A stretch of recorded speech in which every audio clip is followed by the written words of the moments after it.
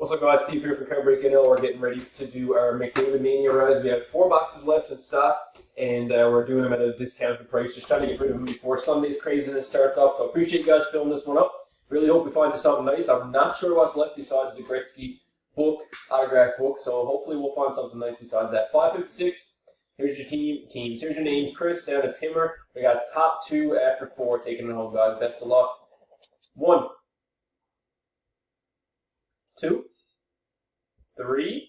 So not only do you get to win a box, but you also get $30 off a purchase on Sunday if you do decide to do that. So check it out. We have 556, 556 last and final. Top 2 are winners, and we have Chris never left spot 1 and Jesse in spot 4, the last and final spot taken. So Jesse and Chris, spot 1 and spot 4 done for you guys. Congrats. Let's copy it over. 4th and final timestamp. 557. 557 it is. So congratulations again, Chris and Jesse, spot 1 and spot 4. After the 4th random done it. We'll open those for you guys later tonight when the breaks are after the breaks are done. And best of luck. Thanks, guys.